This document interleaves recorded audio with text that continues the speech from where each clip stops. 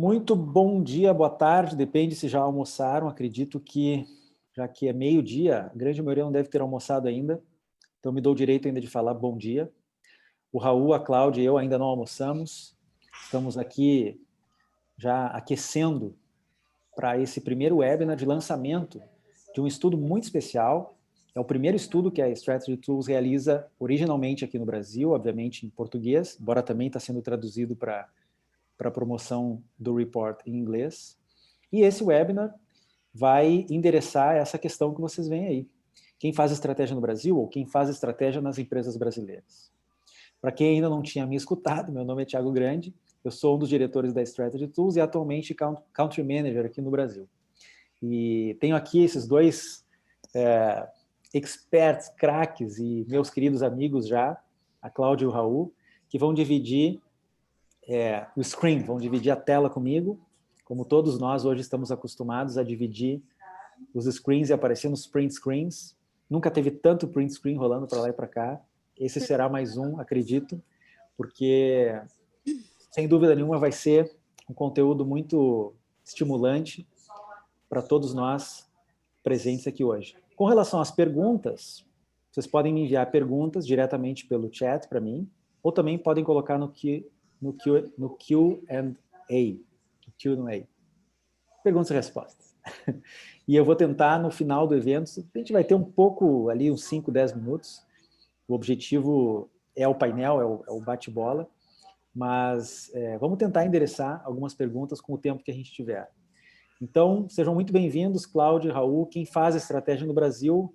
Cláudia, uma palavrinha aí para se apresentar para a turma. Você que é board member do Grupo Tupi e integra um comitê super, ultra importante, especialmente para o nosso tema de hoje, que é o Comitê de Estratégia. Olá, tudo bem, Thiago? Obrigado pelo convite. Prazer, Raul. Muito bom estar aqui com vocês. E, bom, o Thiago, hoje, que pôde falar comigo bastante antes, né, sabe, tive aí uma carreira passando por grandes empresas, em posições de CSO, né, que não tinha só a área de estratégia, mas sempre tive outras áreas junto, né, e vivi mais de perto essa cadeira quando eu fui executiva do Grupo Pão de Açúcar e quando eu fui executiva do Grupo NC, né? Então, foram momentos que eu vivi de perto toda essa discussão de como liderar essa discussão mesmo da estratégia em grupos empresariais, né? Então, foi muito bacana. Mas fui CFO, fui Chief HR Officer, fui Marketing Officer, enfim, fui várias coisas. Fui CEO de FINAC e, atualmente, nos últimos 8 anos, aí, trabalhando como conselheira de administração em momentos de empresas com muitas transformações estratégicas relevantes. Então, também foi muito interessante acompanhar isso de uma outra perspectiva, né? Fui conselheira da Arezzo, fui conselheira da TOTS, atualmente sou conselheira da Even, onde coordeno o Comitê de Inovação, sou conselheira do IBGC, do grupo Gouveia Ecosystem, né? E, como ele falou, o Thiago aí, sou membro do Comitê de Estratégia e Inovação da Tupi S.A., uma empresa global na área de fundição e usinagem, uma empresa centenária, com muitos desafios de transformação do negócio, transformações estratégicas relevantes. Então, estou aqui para somar. Tomara que seja muito bacana aí nossa conversa hoje, Thiago. Prazer. Será. Seja muito bem-vinda. Raul, você chegou a passar por uma cadeira de Strategy Officer, de executivo de estratégia na Volkswagen. Seja muito bem-vindo. Obrigado, Thiago. Obrigado, Cláudia. A Cláudia falando aqui a vida dela e eu arranjando vários touch points onde eu me conectei com a Cláudia. Eu estava tentando amarrar esses pontos, né? Porque parece que a gente é amigo de infância já. E eu já achei, nossa, o GPA, já achei Pão de Açúcar, já achei BZC, trabalhei muito com a Heloísa Bendick. Fiz muita coisa por lá, ajudei na governança para a Volkswagen na época. Bem, gente, vamos lá. Uma longa história curta de mim, né? Eu sou engenheiro, economista, fiz MBA, mestrado, fui para o doutorado, trabalhei com estratégia na Volkswagen Financial Services, Brasil, e corri um pouquinho em alguns países falando sobre esses números, principalmente América Latina, México, etc. E como a Cláudia falou, eu já tive a minha área um pouquinho mais ampla, tinha projeto, processos, tinha inteligência, business intelligence, na época que não era legal dizer que você tinha data analytics, que tinha big data, nada, não tinha AI, não tinha machine learning ainda, gente. A gente ficava garimpando, era chique falar que a gente fazia mining para conseguir informação. Então, passei por esse mundo, fui controladoria também, passei por vários bancos, fui Banorte, fui Citibank, fui Sul América na área de seguros, fui grandes indústrias, na calçadista, não vou citar qual, porque a Cláudia citou, e para não gerar conflitos online, fui na calçadista também. Hoje eu tenho uma posição de Chief Transformation Officer de um grupo de varejo e eu trabalho com aceleração de empresas e consultoria na TNVG, que é The New Ventures Group, que é uma venture builder, a gente se arrisca a colocar dinheiro nos outros e fazer a empresa crescer. E hoje eu me considero, todos os meus cargos C-level, eu transformei em maker. Ou seja, eu sou um executivo pau para toda obra hoje. Mudei um pouquinho de perfil. Mas é a pegada da gente. Obrigado pelo convite, Tiago. E um prazer, Cláudia, compartilhar esse espaço contigo também. Legal, seja muito bem-vindo também. Para quem está nos escutando agora, a Cláudia e o Raul foram dos meus entrevistados, assim, do início desse estudo, dessa pesquisa. Quero publicamente aqui agradecê-los, porque ajudaram muito, direcionaram boa parte do nosso estudo. Aliás, vocês podem baixar esse report, vocês podem ter acesso à sua cópia, porque ele está sendo lançado hoje. Esse é o link aí embaixo, vocês vão ter acesso a um conteúdo, eu sou suspeito para falar, mas muito interessante, A bastante gente abrangente. elogia, então, Tiago, é muito bom. A gente pode elogiar de fora, tá bom? É muito Vocês bom. podem, né? Vocês também não podem, porque vocês são parte integrante. Isso. Mas esse trabalho, essa pesquisa iniciou uma conversa que eu tive com o meu CEO, o Chris, e havia sido feita uma pesquisa em 2018 sobre o Chief Strategy Officer na Europa. Eu nem estava na empresa ainda, e conversando com ele, a gente decidiu fazer um estudo equivalente aqui no Brasil, que se tornou um pouco mais amplo, porque nos demos conta de 2 pontos importantes. Primeiro, que a nomenclatura do cargo, Chief Strategy Officer, aqui é um pouco mais diluída. Não só porque, às vezes, o executivo de estratégia não tem um mandate de C-level, mas porque, mesmo assim, às vezes a nomenclatura muda. VP, Head de Estratégia, Diretor de Estratégia, não importa. E o segundo ponto é que nos demos conta de que, no nosso país, pela sua história, pelas suas idiosincrasias, pela maturidade das empresas brasileiras, não era possível fazer uma comparação tão direta com o role do Chief Strategy Officer na Europa. A gente abriu um pouco o escopo, foi muito legal, conseguimos desenhar mais ou menos essa cara tão tipicamente brasileira, né? Com toda essa miscigenação étnica e essa riqueza cultural. Para quem gosta de estudar cultura geral, tem uma frase interessante do Claude Lévi-Strauss, que ele dizia o seguinte: nenhum antropólogo pode se dizer antropólogo antes de ter visitado o Brasil. Então, acompanhando aí a frase desse grande antropólogo, vamos fazer um pouco de antropologia do estrategista. Vamos tentar desvendar, junto conosco aqui, quem é esse animal, quem é esse ser do estrategista brasileiro. Aqui a gente chegou a consolidar algumas palavras-chave que apareceram diante de basicamente 2 perguntas. Qual era a característica essencial do brasileiro estrategista? E vocês veem aí a versatilidade, a orientação à ação, a criatividade, mas também endereçamos nas entrevistas uma tentativa de entender o que seria, digamos, o estrategista ideal, ou qual seria o conjunto de atributos que um executivo de estratégia deveria apresentar, como visão holística e a capacidade de lidar com paradoxos. Esse report é um conteúdo, como eu falei, que se tornou bastante amplo. Nós entendemos que ele pode ser útil para os executivos de estratégia e todos os estrategistas que, de algum modo, fazem do seu dia a dia o trabalho em cima da estratégia, consultores, inclusive, investidores, empreendedores. Obviamente, também endereçamos esse conjunto de temas para os executivos, em especial do C-Level, em especial o CEO, mas não somente, porque o próprio estudo mostrou que, às vezes, a área de estratégia não existe per se, mas a função estratégica sempre existe de algum modo na empresa. Então, entendemos que o C-Level, de modo geral, pode também apreciar esse conteúdo e aproveitar na prática. Os board members, e temos aqui tanto a Cláudia como o Raul, que têm experiência de governança corporativa, podem nos falar um pouco mais sobre como o conselho pode fazer uso, e todas as estruturas de governança, como o caso mais específico de um comitê de inovação, um comitê de estratégia. E, obviamente, as áreas de RH, de pessoas, de organização, porque a gente entende que o capability building é um dos temas mais importantes, um dos principais takeaways desse nosso estudo, visando o fortalecimento e desenvolvimento das áreas de estratégia nas empresas. A gente entende que é possível fazer uso desse report como uma espécie de autoavaliação, um assessment dos próprios estrategistas e da equipe de estratégia da empresa, fazer uso desse conteúdo para saber em que nível de maturidade, digamos, as lideranças da empresa estão em relação ao tema da estratégia. Também pode servir como um guia de estudo, afinal de contas, nem eu, nem os meus pares têm a intenção de exaurir o tema com essa publicação. A gente está dando um pontapé inicial, impulsionando um dos temas que acredito será dos mais importantes para o futuro próximo. Também pode servir como manual de aplicação, endereçando diretamente as questões de treinamento, desenvolvimento e fortalecimento do time de estratégia dentro da empresa e, obviamente, também serve como input para todas as jornadas estratégicas, para o design, formulação, desenvolvimento estratégico da empresa. Eis aqui um print screen do sumário executivo desse report, que, repito, vocês podem ter acesso através daquele link.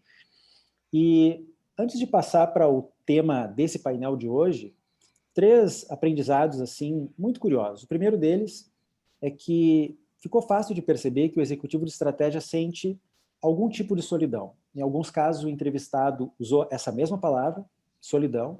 Em outros casos, usando palavras diferentes, demonstrou um desejo em não ser visto, em absoluto, como o único estrategista dentro da empresa. Ao contrário, praticamente todos os entrevistados demonstraram interesse em fazer isso que a gente chama de estratégia distribuída, estratégia por toda a empresa. Desenvolver a cultura de estratégia dentro da empresa. Um outro tema que, de certo modo, já era esperado, é com relação ao tempo. A redução dos ciclos de design, de planejamento, de formulação da estratégia, junto, claro, com o tempo curto que todos nós temos hoje, uma vez que estamos muito mais expostos, sem o tempo de commute, né, sem o tempo de deslocamento, sem os tempos de saída que a gente tinha antes, para praticamente todo mundo, o tempo reduziu. E o que seria talvez o tema mais crítico e interessante para a gente refletir, que é, bom, como lidar com as incertezas. A gente já está bastante acostumado a escutar essa palavra, mas ainda não estamos acostumados a fazer estratégia como inovação. E nós da Strategy Tools entendemos que a convergência de estratégia, inovação, design e tecnologia é uma das coisas que devemos presenciar no futuro da estratégia. Para dar um dado interessante, praticamente todos os entrevistados acreditam que, de alguma maneira, a área de estratégia e os estrategistas dentro da empresa devem se fortalecer, devem ganhar relevância, devemos ter investimentos para estruturar áreas de estratégia naquelas empresas que não têm, e, quem sabe, para aquelas empresas que já têm uma área de estratégia, ganhando relevância, ganhando um pouco mais de mandate e expandindo o seu escopo de atuação. Quem é o Chief Strategy Officer brasileiro? Quem é o Head de Estratégia, o Diretor de Estratégia, o Vice-Presidente de Estratégia? Quem é o líder de estratégia nessas áreas de estratégia que temos evidenciadas nas empresas, ou também naquelas empresas em que não há uma área destacada? Quem é o cara que se compromete, que, junto com o CEO, dá a condução à agenda estratégica? Nós vamos fazer aqui uma analogia. Vamos tentar, como antropólogos da estratégia, vamos tentar ver aqui esse estrategista do ponto de vista da sua anatomia, da sua fisiologia, quer dizer, qual é a aparência e qual é o funcionamento dessas áreas de estratégia. Qual é o espírito, no sentido de qual é o estilo, como que cada estrategista e como que cada time de estratégia anima, dá vida a esse escopo e a essa estrutura.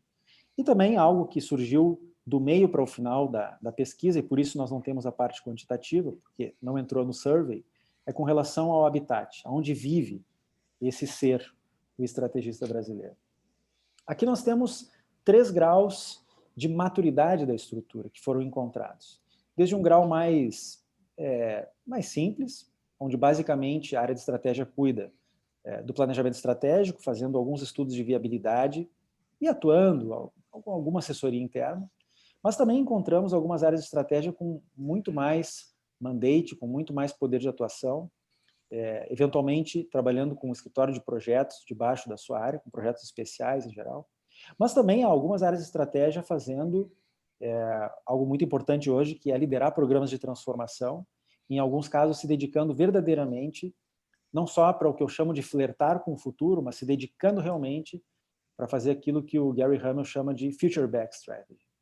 Raul e Cláudia, o que lhes parece esse slide aí? Posso falar? É assim, acho que essa questão da estrutura, a gente tem que falar, para mim, em dois aspectos. Um, que é onde na hierarquia essa caixinha ou essa posição de CSO está ligado. Minha experiência, minha opinião pessoal é que, dependendo do que a empresa esteja passando, faz a diferença essa caixinha, essa posição de CSO estar vinculado diretamente ao CEO. Quando a gente tem um grupo muito grande passando por um desafio relevante de mudança de trajetória de negócio para o futuro, algum processo de disrupção, algum processo forte de ampliação de atuação no mundo global ou regional. Então, eu acho que aí é bastante importante essa cadeira do CSO estar ligada realmente a uma posição de CEO. Mas eu vejo que em algumas organizações você acaba colocando essa caixinha de CSO embaixo de uma outra área funcional, né? Então, por exemplo, eu veria que alguém que está mais para ter esse escopo de atuação da esquerda, só com planejamento, investimento, consultoria interna, digamos assim, uma amplitude de escopo menor. Então, alguém que tenha esse escopo menor provavelmente não se sustenta sendo num primeiro nível da organização. Então, vai estar embaixo de alguma outra função. Vai estar embaixo de um Chief Financial Officer, embaixo de alguém que é RH, CSC e estratégia. Eu já vi esses desenhos. Alguém que está mais para a direita, a gente já vê que tem um escopo de atuação mais amplo. Provavelmente já é um time até maior, não é só o cara mais uma pessoa. É o cara mais um time, às vezes, de 6, 10, 20 pessoas. E aí, isso, para mim, representa já a robustez que a função pega, que a estrutura, então, tem que ganhar dentro da empresa, né? Então, isso é o que eu olho isso aqui e vejo. Anyway, eu acho que, estando ligado a outra pessoa C-level, ou sendo um C-level dentro da organização, isso, desde que faça o tema estratégia avançar dentro da organização, ter relevância, ter espaço, seja nas reuniões de resultado internas, né, da liderança, seja nas reuniões de conselho, tanto faz. E, no final das contas, eu acho que, inevitavelmente, a pessoa faz a cadeira. Então, isso também é uma coisa que a gente não pode desconsiderar. Eu já vi situação de ter posição de CSO embaixo de CFO e o CSO ocupar um espaço gigantesco. E já vi situação do CSO estar como C-level embaixo do CEO e não ter tanto impacto. Então, assim, tem de tudo, né? A pessoa também faz a cadeira. Muito bom. Olha, gente, vou falar de bastidores aqui. Eu e a Cláudia, no início, a gente falou que a gente ia se contrapor nesse ponto. Eu acho que eu não vou contrapor a Cláudia, não, porque eu acho que ela trouxe uma claridade, uma clareza para esse ponto bem interessante.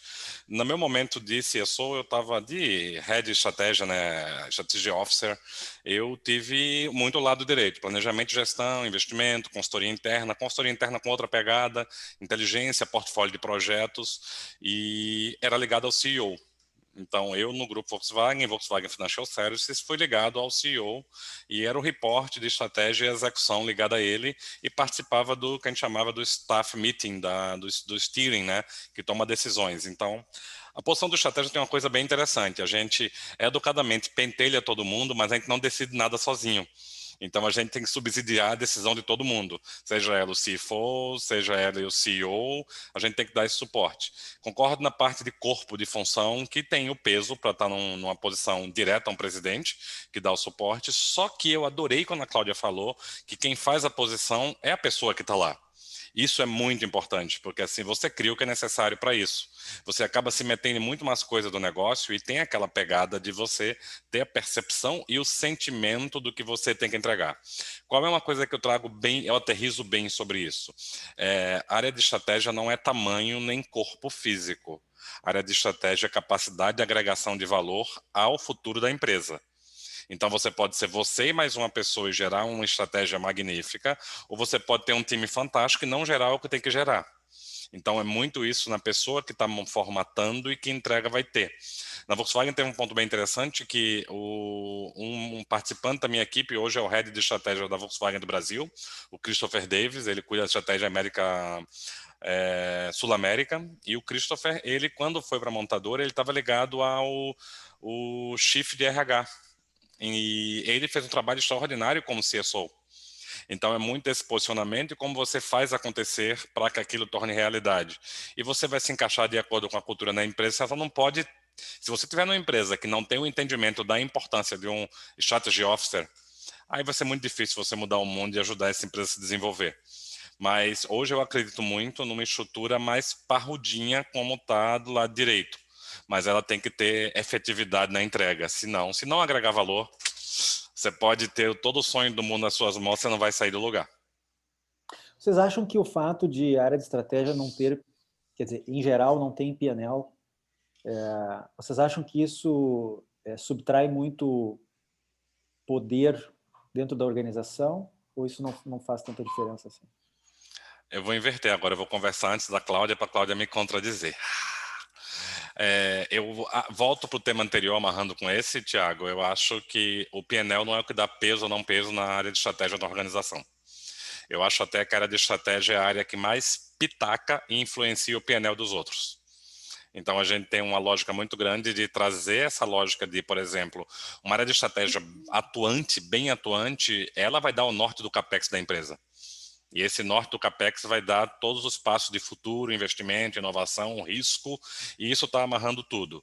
E você não ter PNL, você pode fazer algumas pegadinhas, tá? Tipo, a gente tinha o costume de reservar um valor X e dizer que esse valor tinha que ser utilizado e o retorno que a gente tinha que ter é de X% acima para você ter o gostinho, mas eu acho que não tem esse peso direto a ter ou não PNL, é muito mais a articulação com as outras. Ele é um bom, ele tem que ser um ótimo ser de relacionamento e de dados para que isso aconteça. Aí eu passo a bola para a Cláudia agora, ver se a Cláudia concorda ou discorda de mim. Nem concordo nem discordo. Eu acho que assim, na minha cabeça me vieram outras associações pela sua pergunta, Thiago. Quando você pergunta assim, você acha que não ter PNL tira a força?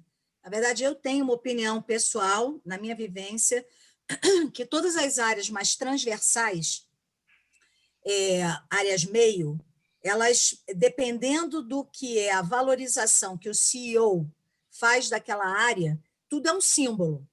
Se você não tem um CEO que valoriza a área meio, o que é a área meio? Por exemplo, a área de estratégia, a área de RH, né? Muitas vezes uma área de serviços compartilhados, áreas transversais mesmo, que não necessariamente é uma área de vendas ou uma área de operações industrial.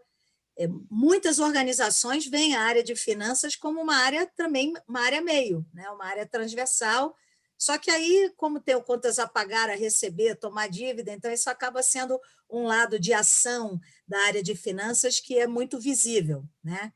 Então, o que eu vejo assim, todas as áreas transversais, elas sofrem por serem áreas meio. E quando eu digo sofrem no sentido da percepção do seu impacto. O CEO demonstrar em termos de símbolo, o que é um símbolo? Vai ter uma reunião, aquela pessoa vai ter um espaço para falar. Vai ter algum momento em que a gente vai ter uma reunião com as pessoas mais importantes e, simbologicamente, você coloca um grupo lá na frente. Se a pessoa de estratégia estiver lá na frente ou outras pessoas dessas áreas transversais, isso comunica o que para o restante da organização? Essas áreas elas são relevantes. Então, a cultura de uma empresa ela se faz a partir de quê? Atitudes, símbolos, né? Processos, sistemas, e todo mundo está sempre lendo tudo isso, né? Então, eu acho que isso é uma coisa importante para a gente ver. Como que você resolve isso? A meu ver, qualquer área transversal, inclusive a área de estratégia. Você deixando muito claro quais são as contribuições que você traz, ou seja, ter mesmo algum momento que a área fale de tudo que está produzindo, de materiais, de trabalhos, etc. Porque, assim, eu brinco que muita gente fala, mas a área vai virar marqueteira. Gente, o que é marqueteiro? É aquela pessoa que faz do que não, que fala do que não faz. A pessoa falar do que faz não é ser marqueteiro, é simplesmente estar trazendo e demonstrando todos os processos, todos os trabalhos em que a área está ajudando. Então, a gente, eu acho que assim, ponto 1 é a área demonstrar o seu valor, deixando claro quais são as contribuições que ela traz. E o ponto 2 é, na verdade, estando muito conectada, como o Raul falou, muito conectada com as diversas áreas, para capturar aonde a gente, como área de estratégia, está agregando valor. Porque, assim, tudo que não pode ocorrer é assim, sou tão encantado como estrategista por esse reporte, por essa análise, porque eu acho que é relevante, mas ninguém me pediu. Sinceramente, é inócuo. Você vai parecer que está trabalhando para si próprio e não para as outras áreas, ou como um contribuidor de um ecossistema.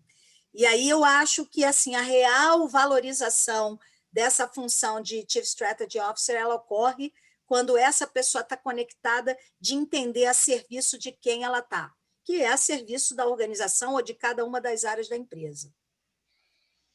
Legal. Eu vou ler agora porque não é uma pergunta, é uma contribuição de uma das pessoas que está nos assistindo, é o Hugo. Ele diz assim, na minha opinião, as estruturas estão ainda mais enxutas e se tornam robustas pela experiência e entrega de seus profissionais. Pelo que eu entendi, sim, concordando com vocês dois e também como aquilo que o Raul falou, o que importa é a entrega. Por isso, entendo mais na estrutura da esquerda, composta por profissionais mais completos e diferenciados. Uma equipe que pense junto e multidisciplinar. Obrigado pela contribuição, Hugo. Vamos avançar, embora a gente possa voltar depois a falar sobre a estrutura, mas para mostrar aqui alguns dados da parte quantitativa, de longe, no escopo de atuação das áreas, lembrando que isso aqui é uma estatística, então tem diversas exceções, né?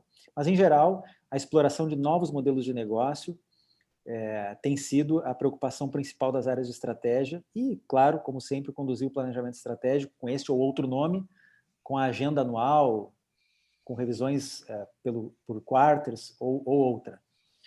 E a equipe já era também de se esperar, isso é mais ou menos o que foi encontrado na Europa também. Existem, em geral, times, mas são times pequenos. É interessante a gente poder conversar, Cláudio e Raul, sobre um dos assuntos que a gente mais gosta de falar, que são os times distribuídos de estratégia, que pese que pode ser útil termos uma equipe dedicada, mas para além dessa equipe dedicada, não lhes parece que um time distribuído é fundamental também para a gente não só fortalecer a área de estratégia, mas para dar capilaridade para ela dentro da empresa? Eu não tenho dúvida. Eu me lembro, o primeiro, lá no Grupo Pão de Açúcar, que foi o primeiro lugar onde eu tive essa função de CSO, eu tinha embaixo de mim um diretor específico de planejamento estratégico, uma diretora específica de marketing corporativo, um diretor específico de M&A, novos negócios, ou seja, eu tinha times mais indo para aquele, no slide anterior, mais para a direita, né?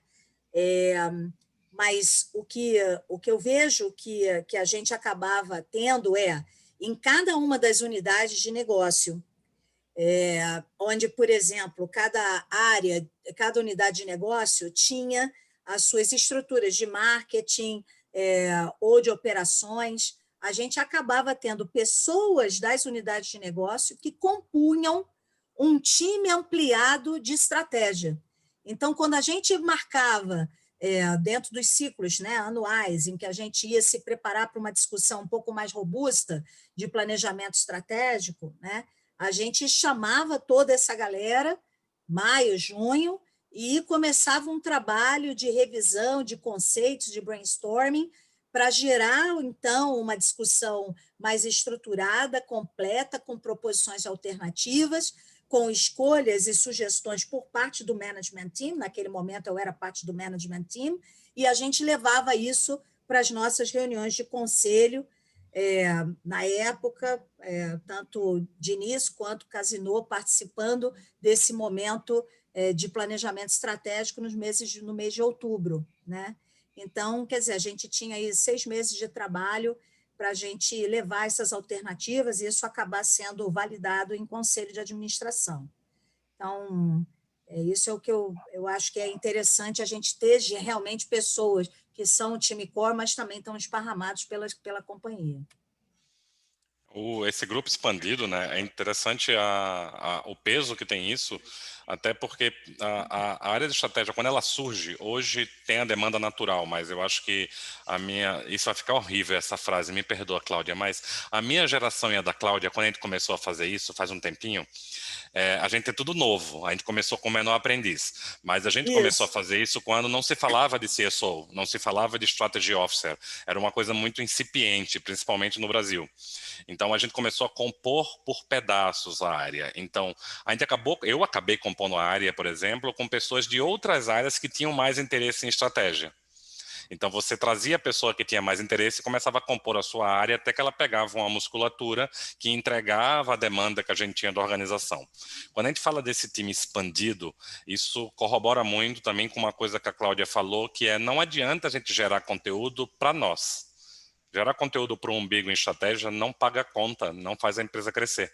A gente tem que ter uma capacidade muito grande de ter percepção das demandas diárias, fora a percepção de mercado, que é a obrigação, percepção de cenário, que é a obrigação, mas o que é que a área tem de desafio e como é que, como uma área de estratégia, eu consigo apoiar isso. Então, essa área expandida, ela serve muito como captação também.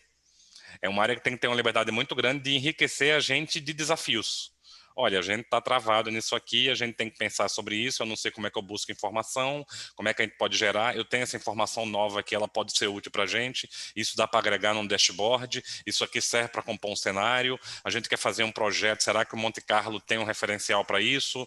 Para a gente fazer o funil de projetos estratégicos, a gente pode colocar mais essa variável, e isso a gente compõe a várias mãos. Então é muito importante isso. Aí eu vou num fechamento com essa lógica minha, que a gente tem que ter as pessoas que naturalmente se interessam por isso, e eu fazia um trabalho muito de meio de campo para que a área começasse a enxergar essas pessoas como estratégia expandida, para que elas realmente virassem um canal de comunicação, porque às vezes a pessoa só era empolgada e quem estava acima dela estava ignorando a existência do interesse dela naquilo. Então era interessante você trabalhar e dizer, ó, tu tem uma pessoa na tua área que consegue ter uma visão um pouquinho diferente do mundo e consegue trazer uma riqueza para a área de estratégia, que é para a corporação como um todo, que se você puder dar mais um espaço para ela fazer isso, seria bem legal.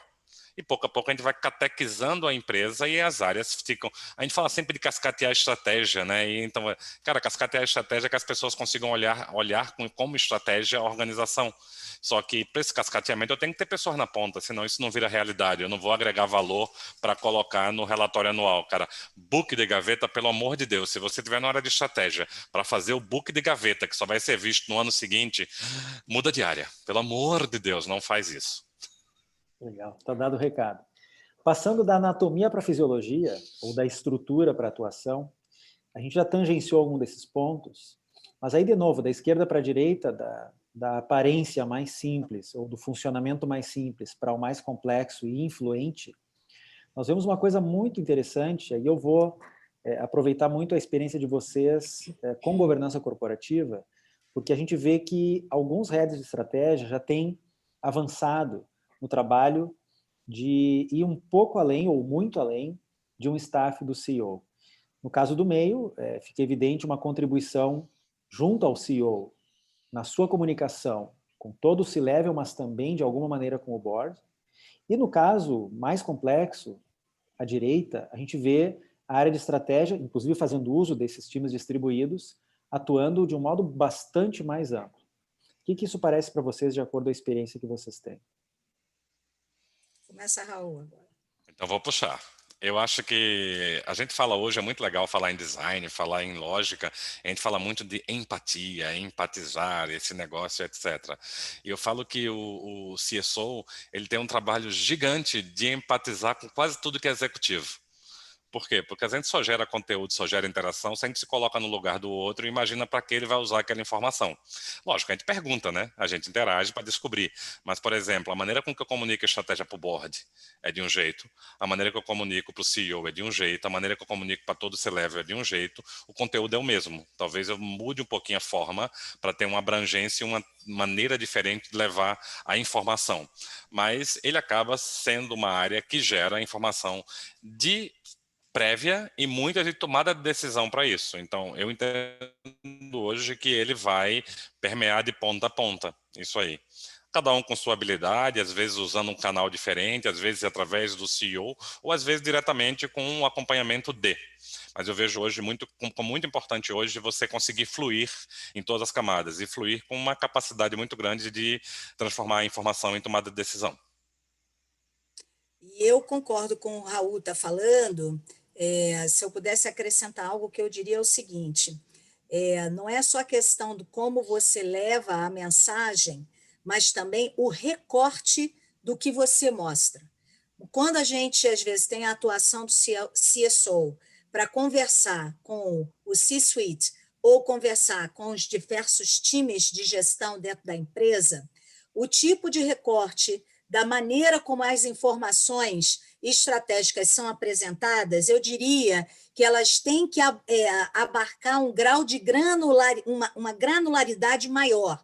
Elas têm que estar, assim, eu diria, mais detalhadas, mais entrando mesmo nos detalhes.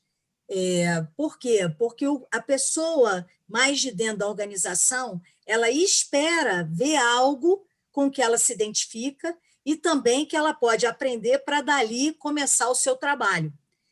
Quando, na verdade, o CSO ele já vai estar reportando para um CEO e com esse CEO levando matérias para o board, eu diria que o grau da maneira como a venda é levada ou o recorte adotado, ele é um recorte mais alto nível. Se vocês me perguntarem, você sabe qual é a minha vivência quando eu era executiva e comecei a interagir com conselhos, levando matérias, que foi justamente quando eu estava lá em 2008, 2009, na minha carreira como C-level lá no GPA, foi quando eu comecei a interagir, né? E para mim era muito surpreendente, porque eu me lembro que eu queria montar materiais com um grau de profundidade, e aí eu fiz isso na primeira reunião, e você olhava para a cara dos conselheiros, todo mundo olhando, como que dizendo, do que ela está falando? Isso talvez seja assim a coisa mais, eu não sei se frustrante é a palavra, mas mais delicada, porque um conselho, ele não está diariamente dentro da empresa.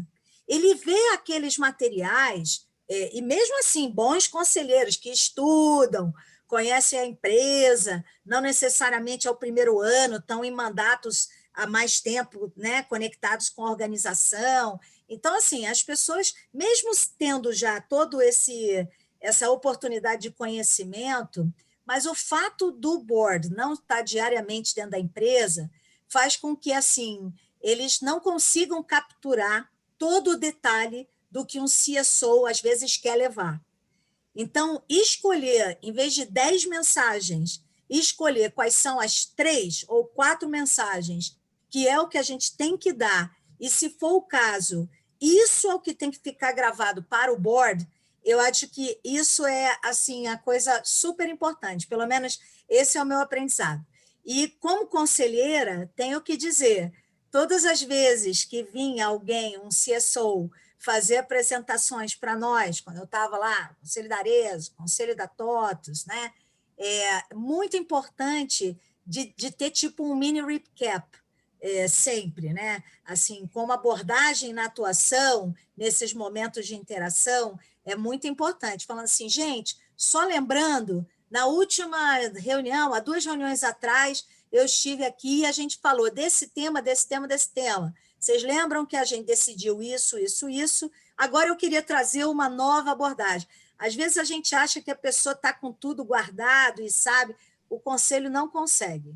Então, assim, precisa ter um pouco dessa paciência no que é o corte e a maneira como as informações são trazidas e até a quantidade de informações trazidas, com que grau de profundidade, para que o conselho realmente consiga entender esse avanço. Legal, Cláudia. Um dos temas que apareceu bastante em todo o nosso estudo, e também na nossa parte como Strategy Tools no mundo, em termos de experiência de implantação e desenvolvimento de times de estratégia, é a questão do buy-in, do engajamento, da comunicação da estratégia e todas essas conexões que a área de estratégia tem que fazer. Nós vamos ter a oportunidade, alguns slides à frente, em retomar esse tema, mas eu queria fazer uma pergunta que me ocorreu agora. Teoricamente, aquelas 3 estruturas, da mais simples à mais complexa, teoricamente, não tem uma relação direta com esse grau de influência de atuação aqui. É possível que uma área com um escopo restrito tenha uma influência bastante grande, e também é possível que uma área bastante complexa, com um escopo bastante amplo, se reporte ao CEO e trabalhe apenas como um staff direto do CEO, teoricamente. Mas na prática, o que parece para vocês? Há uma relação entre o quão robusta e estruturada está a área e a sua atuação, assim como a gente está vendo agora? Para mim tem uma correlação se você falar o seguinte, então, para fazer tanto aquela outra estrutura que era mais da esquerda ou a mais da direita, um CSO, né, e uma pessoa embaixo. Gente, ninguém faz nada espetacular com metade do seu tempo. O que eu quero dizer? É uma brincadeirinha que eu uso, que é assim, não dá para esperar que 2 pessoas vão produzir 50 milhões de materiais, análise, etc. A pessoa vai morrer trabalhando e não vai conseguir nem respirar, não vai conseguir nem ter tempo para poder ler, para poder criar, para poder se informar. O que eu diria, Tiago, da minha experiência, é assim, quando você já tem uma área que tem pelo menos 5 pessoas, 5, 6 pessoas, você já consegue produzir, seja um impacto forte, como é esse aqui do lado direito, seja cobrir o que nos outros slides a gente já viu do lado também na coluna da direita, como estrutura. Então, assim, eu diria que pensar uma estrutura que a gente quer que tenha muita produção, muito impacto, com menos de 5, 6 pessoas, não dá. Milagre não existe. É a minha opinião. Tem uma brincadeira com isso aí, e eu tô fazendo 3 situações amarrando tudo que a gente falou nesse ponto.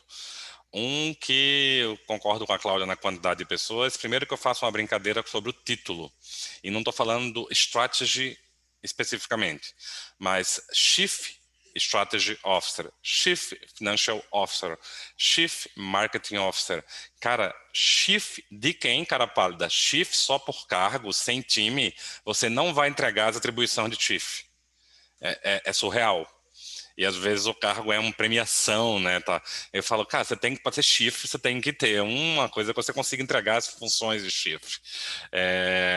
E só que aí, quando você, como Chief, se posicione como tal, e impacte e gere valor e leve conteúdo. Não fique acomodado na posição. Isso é um ponto. 2 coisas sobre a comunicação que a gente falou antes, que eu brincava nessa permear. Uma coisa que a gente fazia, eu fazia com o meu time, aí, nossa, que as pessoas não sigam esse exemplo, mas era legal fazer essa crueldade.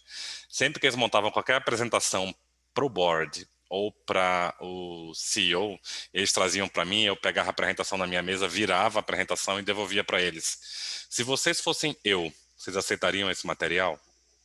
E eu não opinava se estava bom e se estava ruim, que ponto tinha que melhorar. Isso é crueldade tática fantástica, e funcionava muito bem, eles sempre melhoravam. O outro ponto que eu brincava era, eu sempre convidava o executivo de outra área, outro C-level, para apresentar a estratégia para uma área que não fosse a dele, porque eu queria gerar o comprometimento de falar de estratégia na linguagem comum a toda a organização. Então, eu fazia o convite de marketing falar de estratégia para tecnologia, o convite de TI falar de estratégia para o RH. É uma provocação do tipo, cara, vocês são C-level, vocês têm que estar com a comunicação fluida, como gestores organizacionais, num nível altíssimo, que tem que ter entrega nesse nível de qualidade e fluir na comunicação. Então, só algumas coisas que acho que amarram isso que a gente está falando também. Gostei, legal essa tarefa aí. Bacana. Bom. Vamos passar para o que a gente aqui na nossa analogia, na nossa brincadeira, está chamando de o espírito. Falamos da anatomia e da fisiologia, agora o espírito definido pelo estilo de trabalho dos estrategistas. Eu tomei emprestado os 4 arquétipos, ou os quatro roles, os quatro papéis do estrategista, que foi resultado de um trabalho que fizemos lá em 2018, naquela pesquisa com o Chief Strategy Officer da Europa, e apliquei de modo quantitativo aqui para a gente ver o que aparecia no perfil ou no estilo dos estrategistas brasileiros. Mas também emergiu uma coisa muito legal que denominamos de os 4 elementos da estratégia, ou os 4 elementos de trabalho do estrategista. E depois eu mostro o survey para quem está curioso aí, mas me interessaria escutar um pouco a Cláudia e o Raul falando sobre especialmente esses 4 elementos. Se o estrategista acaba trabalhando mais com pessoas, mais com conceitos, mais com imagens, mais com números, ou que, claro, um pouco disso tudo, mas como esses 4 elementos de trabalho aparecem de acordo com a experiência de vocês? Vai lá, Raul. A gente vai invertendo. Então aqui. vamos que vamos invertendo. Então, eu acho que um desafio grande do estrategista, ou do Chief Strategy Officer, de quem está nessa posição, é conhecer muito de tudo. Ao mesmo tempo, isso não é possível. Então, eu uso muito lógica e um momento racional para o entendimento das coisas. Então, você precisa trazer conceitos, mas você tem que ser um smart hub. Se eu não conheço, eu trago pessoas muito boas, pontuais ou contínuas, que consigam me ajudar a ter aquele aprofundamento naquele conceito. Eu preciso conhecer de números, aí não tem escapatória. Eu tenho que ser um cara que consegue olhar os números da empresa de cabo a rabo e entender muito bem aqueles números e saber o impacto de cada um deles e traduzir aquilo. Tipo, colocar um gráfico de bridge na apresentação é muito legal, desde que você entenda porque inverteu a posição da barra, ela está apontando para baixo, qual a consequência daquilo no resultado da empresa. Lidar com pessoas é o mais complexo e o mais importante de todos. O estrategista vive de relacionamento e de bons contatos. E você tem bons contatos na empresa, Raul? Exato. Você tem que manter uma relação muito boa para que as pessoas tenham liberdade de trocar com você, desde sonhos a uma execução tangível do que elas querem fazer, e você consegue ser a pessoa que aterriza. Hoje em dia, eu não brincava com isso na Vox porque não existia esse conceito, mas eu falo que minha função de estrategista muito hoje é fazer download da nuvem, cara. Você vem com todas as ideias na nuvem, eu escolho as legais que estão lá, é como se fosse meu funil de projeto e faço download. O que eu consegui fazer download de maneira coerente, eu monto um CAPEX. E eu consigo executar isso. Então, acho que tem muito esse mundo de equilíbrio aí. E sempre pensando que você está sempre em construção, que você só sei que nada sei, e traga pessoas com muita competência para enriquecer conteúdo. Não existe meio termo para quem está fazendo estratégia, mas também não existe entre 50% de informação e 0 de informação, corre com 50%, aumenta teu risco e faz. Não dá para deixar de fazer porque você não tem 100% da informação, muito menos hoje no mundo Big Data. Concordo totalmente com o Raul, né? Agora, qual é a minha ótica, né? Feliz de um CEO que tem no time um CSO que consiga ser esse Big Systems Thinker. Porque a verdade é assim, a gente espera que o CEO seja alguém que personifique a responsabilidade pelo futuro da organização, longevidade, estratégia e etc. Mas a real, hoje, principalmente nesse momento de incerteza para o futuro, e margens tão apertadas, tanta concorrência, o CEO hoje ele está sendo chamado a entregar o resultado do mês a mês e do ano, do tri a tri. A pressão em cima do CEO é gigante para ele ser, como diz o próprio nome, eu sei disso, Chief Executive, ou seja, executa aí, cara, né, ou moça. Né? No entanto, o que eu vejo é assim, faz muita diferença para uma organização quando a gente consegue ter um CSO nessa organização que ocupa esse papel de pensador amplo, né? Que é o Big Systems Thinker. A pessoa que consegue entender os conceitos, consegue capturar o que é a minha cadeia de valor, aonde eu estou, a visão do futuro, consegue ter esse lado intuitivo, criativo para o futuro, né? Então, eu diria que, assim, ter a bordo um CSO que tenha essa capacidade de Big Systems Thinker faz toda a diferença, e, obviamente, principalmente se for alguém que tem isso e consiga influenciar.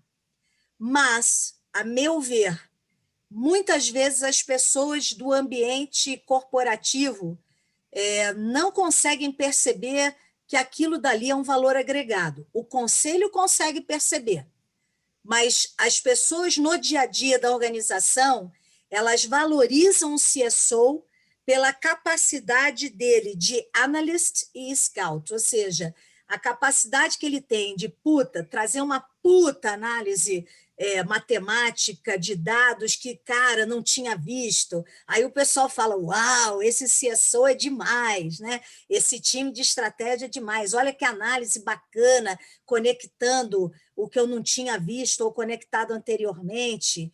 E a visão do scout, puxa, olha só que legal, a pessoa realmente não é só uma pessoa que pensa, também age, já foi atrás de caminhos alternativos como scouts, né?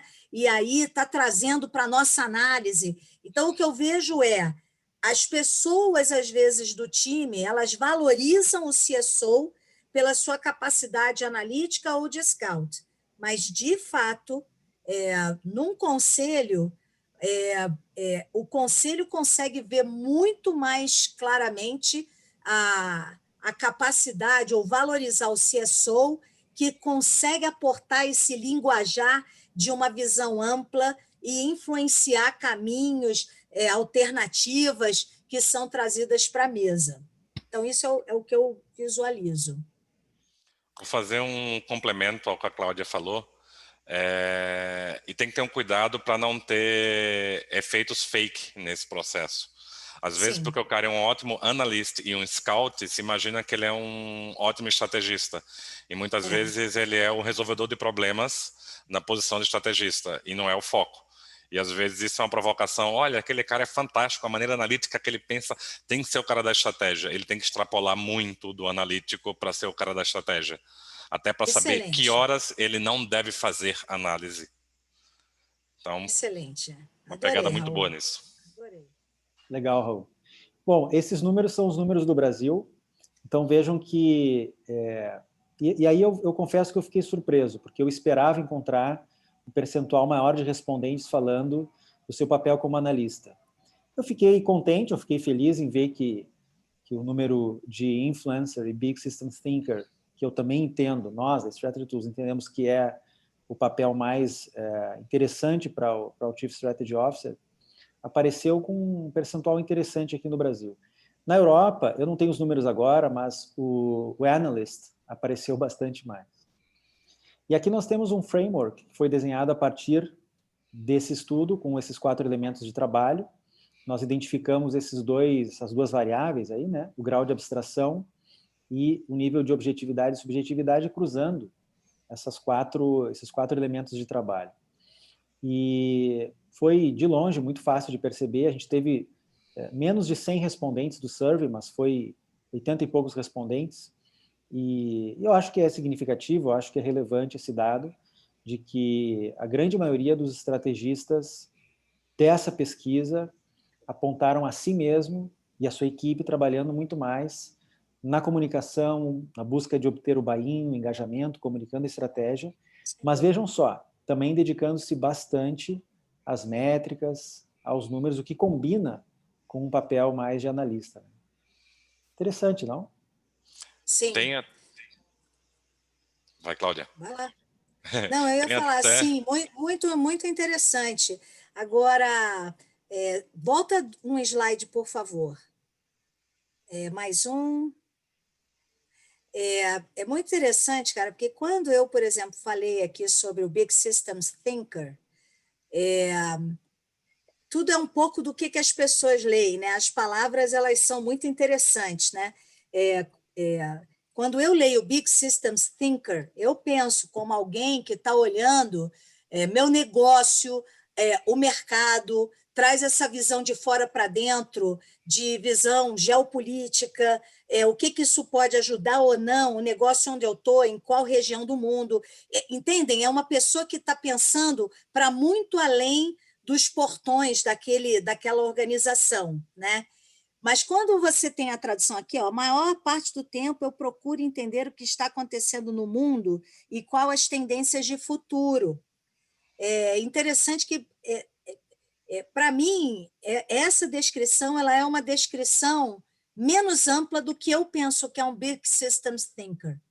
Então, pode ser também que as pessoas tenham respondido, não pelo que a palavra Big Systems Thinker quer dizer, mas pelo que estava escrito aqui como uma descrição, né? E aí, nesse sentido, eu acho que deu o que deu aqui, que é o influencer, e que 2 slides adiante acaba sendo também a mesma coisa, quer dizer, que as pessoas elas usam muito do seu dia a dia para influenciar pessoas, que está 2 slides à frente, né? Então, no fundo, para mim, esse influencer fala com o que deu adiante. Mas, de novo, você, para influenciar, você tem que saber sobre o que eu vou falar. Então, o conteúdo que vem é um conteúdo por conta de ser um Big Systems Thinker and Connector, vamos dizer assim, né? Se eu pudesse acrescentar uma palavra. Quem faz as conexões. Tem nesse mundo... te atrapalhei, Tiago. Deixa eu fechar na... Eu acho que tem uma coisa ali que é importante, não é realidade, independente dos respondentes da pesquisa, a quantidade, etc., do Big System Thinker e Connector. Acho que gostei da brincadeira do Connector também. O que é que eu sinto hoje de realidade de mercado, tá? Meu momento 10, 12, 15 anos atrás, meu momento 5 anos atrás, meu momento hoje, nesse mesmo mundo. Nós temos uma situação hoje bem complexa para os C-level. Você está numa posição que você tem a obrigação de saber tudo, que você não sabe tudo e que você não pode perguntar, porque sua posição não permite. Então, a gente entrou no mundo de IA, machine learning, tecnologias disruptivas, tecnologias transformadoras, transformação digital, e você continua sendo C-level. Então, você muitas vezes também vai gastar muito tempo sendo influencer para traduzir muita coisa, para ter um entendimento e uma aprovação, e talvez isso te prejudique no momento que você deveria estar muito mais sendo Big System Thinker e trazendo um papo que fluiria. Eu acho que essa é a percepção que eu tenho hoje de mercado, de empresa também, que também tem esse impacto. Não pelo texto de conteúdo, assim, mas estou trazendo uma visão muito de contato. Quando às vezes entra num papo aberto com o C-Level, ele fala, cara, esse mundo está mudando de uma maneira absurda e eu tenho a obrigação de responder por coisas que eu não tenho a menor ideia porque eu tenho que responder.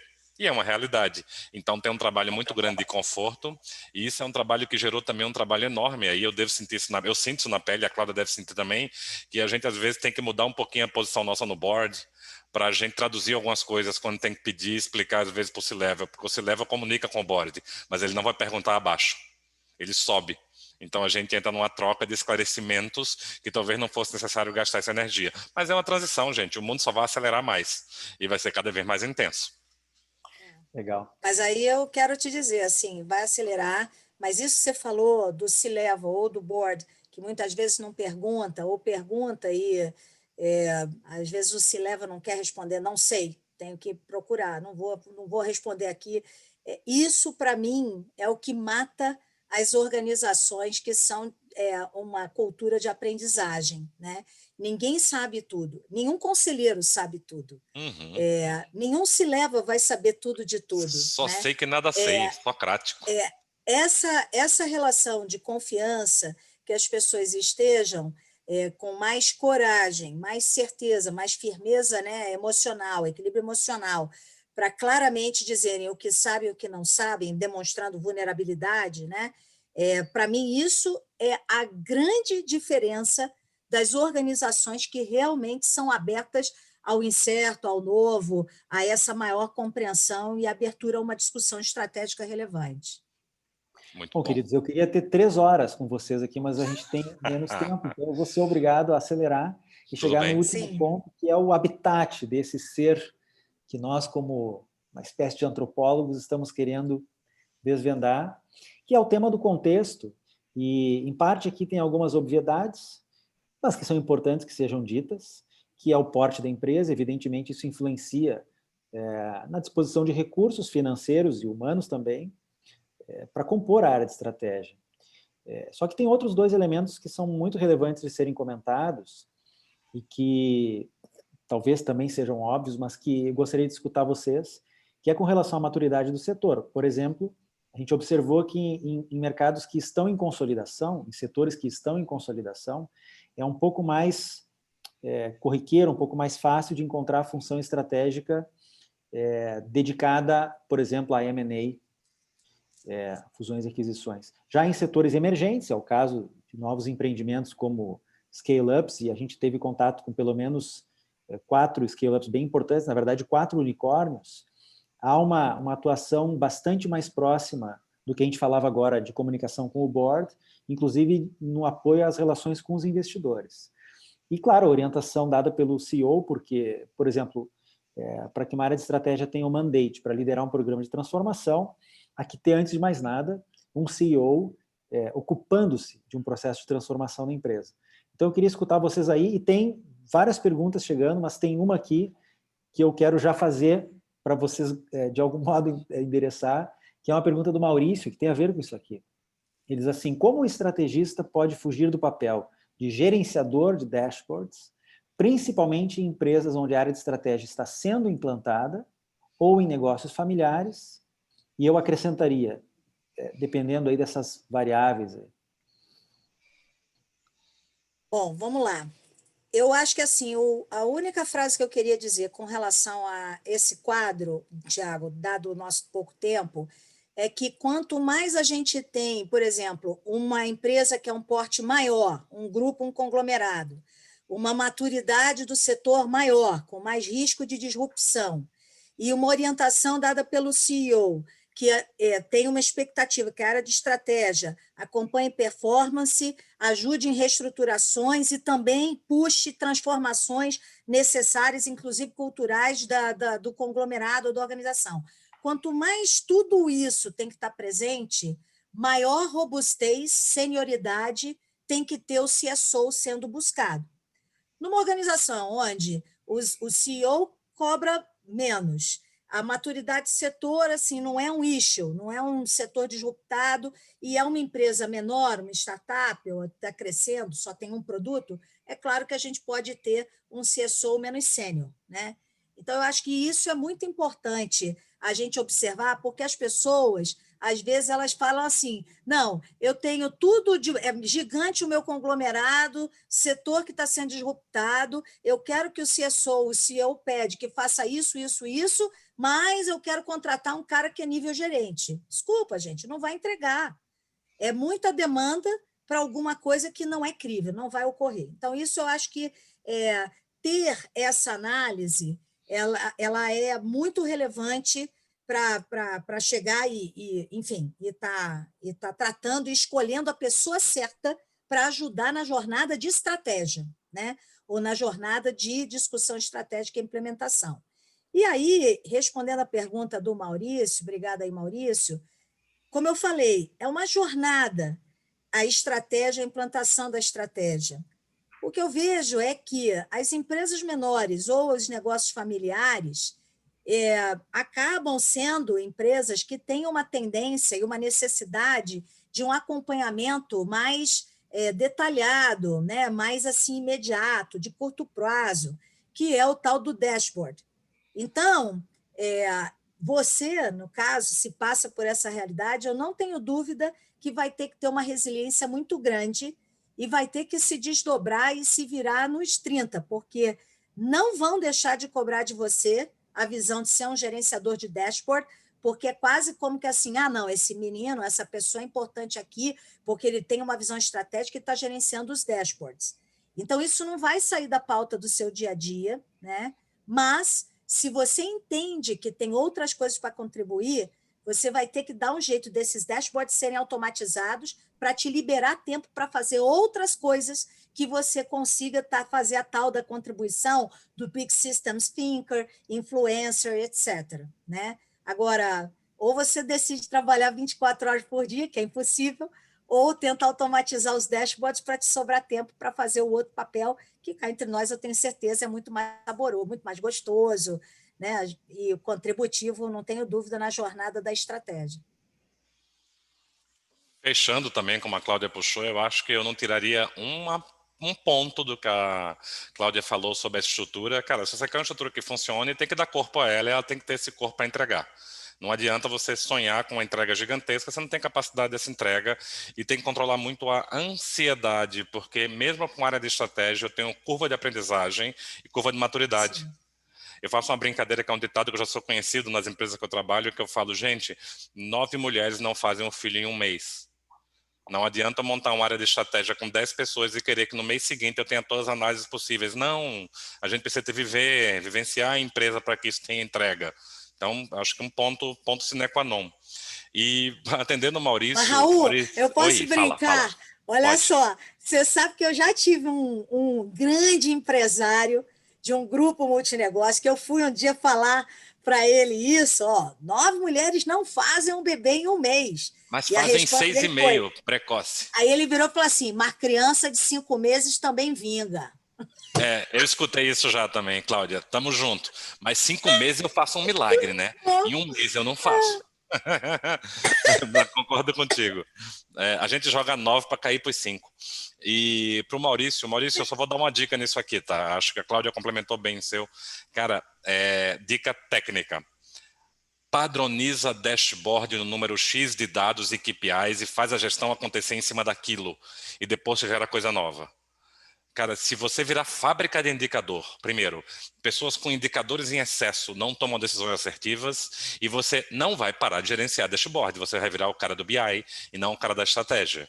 Então, assim, padronize e fala, com isso aqui vocês tomam decisão. E agora eu vou trabalhar em cima da estratégia para enriquecer de acordo com o conteúdo que venha de demandas estratégicas. Aí sim você enriquece. Mas, cara, entrega alguma coisa, consolida, fecha, fala que aquilo é padrão e daí você corre para entregar mais coisa. Cláudia, Raul, queridos, vamos ter que fechar. Então, com essa Já? pergunta, quem faz Muito estratégia nas legal. empresas brasileiras, eu aproveito para fazer uma pergunta um pouquinho diferente, que é o que as empresas brasileiras devem fazer em termos de estratégia depois disso tudo que a gente falou? Qual seria uma visão... vamos lá, qual seria a nossa visão otimista para as nossas empresas brasileiras com relação à estratégia, tendo em vista tudo isso que a gente falou? Qual o takeaway?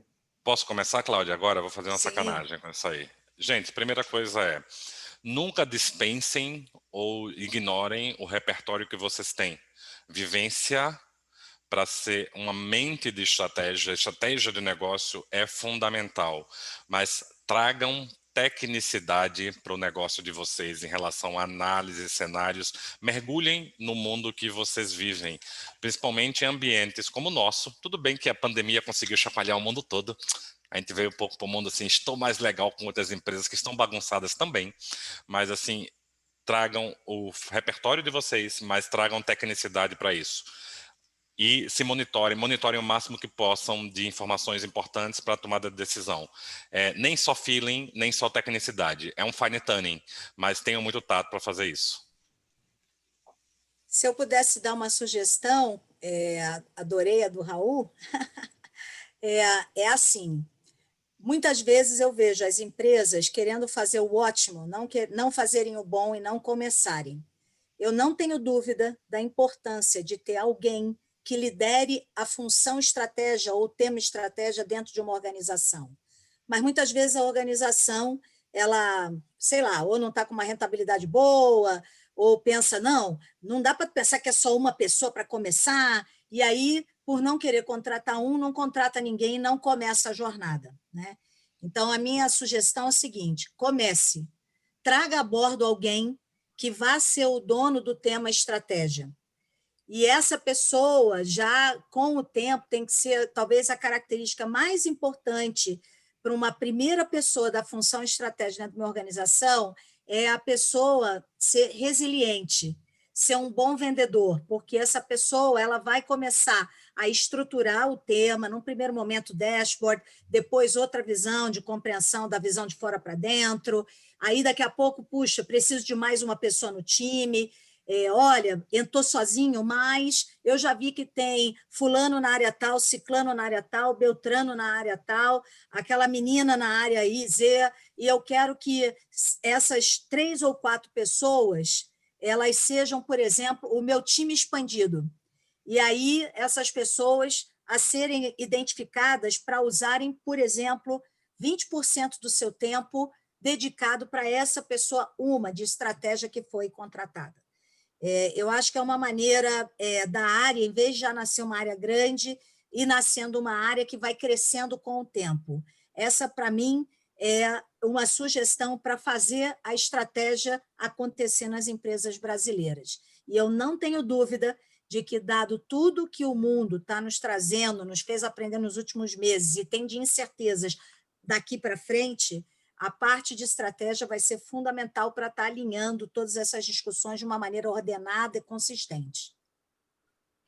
Essa também é a nossa visão na Strategy Tools, e aí temos 3 Cs, cultura, conexões e competência. O que a gente pode fazer de imediato, ou pelo menos o que a gente pode começar a fazer dentro das nossas organizações.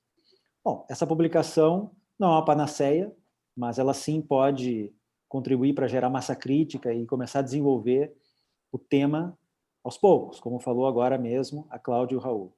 Também, conexões foi algo que foi muito dito aqui. Nós temos, hoje em dia, falado de Strategic Networks, que são times expandidos e que extrapolam, inclusive, as fronteiras da organização. A gente tem ajudado algumas empresas a criar Strategic Networks. São times distribuídos dentro da empresa, mas que também fazem uso de conexões com profissionais de fora. E a gente, como uma plataforma para o estrategista, a gente pode ajudar no desenvolvimento dessa comunidade e desse network refinado, sofisticado. E competência, capability, capacitação, treinamento, desenvolvimento, fortalecimento, ganhar musculatura estratégica. Ninguém está impedido de fazer algo, de dar o primeiro passo e, bom, estamos disponíveis para ajudar. A Strategy Tools nasceu a partir dessa pergunta. Como é que a gente pode disruptar e reinventar a própria disciplina de estratégia? A gente está totalmente à disposição. Entrem em contato direto comigo se quiserem, por este e-mail institucional, ou mesmo se quiserem, direto no meu e-mail, que é thiago, sem h, @strategytools.io. Cláudia, Raul, como posso agradecer? Talvez dizendo que Poxa, foi muito ficou legal. um gostinho de mais uma hora de discussão, não Foi só da muito minha bom. parte, com certeza de todos, porque um monte de pergunta ali que eu, de modo pouco educado, vou ter que deixar de lado e responder talvez por e-mail. A gente vai trocando uns e-mails aí. Muito bom. Obrigado pelo convite, Thiago. Muito bom participar. Gostei. Um grande abraço. Obrigada. Um grande abraço. gente. Tchau para todos. Tchau, Fiquem querido. bem. Tchau, Raul. Prazer. Um Tchau, abração prazer, a todos. Cláudia. Tchau.